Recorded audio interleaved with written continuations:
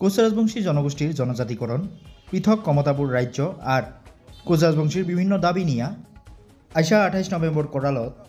আক্রাসুর কেন্দ্রীয় কমিটির নির্দেশ মর্মে আক্রাসু ধুবুরী জিলা সমিতি, সিলা রায়সেনা, কোচ রাজবংশী মহিলা সমিতির উদ্যোগত গোলগঞ্জ সমজিলা কার্যালয়ের সম্মুখত আইসা 28 নভেম্বর কোরালত অবস্থান ধর্মঘটের কার্যসূচী আয়োজন করছে। উক্ত অবস্থান ধর্মঘট কার্যসূচীত ধুবুরী জেলার বিভিন্ন অঞ্চলের কোচ রাজবংশী জনগোষ্ঠীর মানসিগুলাক দলে বলে যোগদান করার জন্য আক্রাসুর ধুবুরী জেলা কমিটিয়ে সংবাদ মাধ্যম যোগে আহ্বান জানায়। নমস্কার সাংবাদিক বন্ধুগুলা, আমার ইতিমধ্যে সদর কোচ ছাত্র সন্থার কেন্দ্রীয় আক্রাসু কমিটির ঘোষণা কার্যসূচী মতে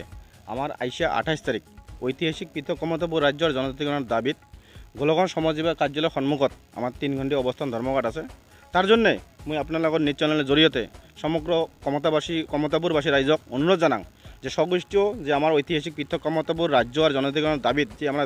বিভিন্ন বছর থাকি আমরা আন্দোলন করি আছে। এই আন্দোলনের প্রতিফলন আজি আমাক সরকারে যে হেয় প্রতিপন্ন করেছে তার প্রতিবাদত আইসা 28 নভেম্বর বৃহস্পতিবার দিন সকাল 11টার সময় স্বগোষ্ঠীয় মানুষগুলো হিলদল ভাঙি আসিয়া আমার এই 3 ঘণ্টা অবস্থান ধর্মঘট কার্যসূচীত অংশগ্রহণ করিবার বাদে তোমাগুলো নিউজ চ্যানেল জড়িয়ে আমরা অনুরোধ জানাইলাম।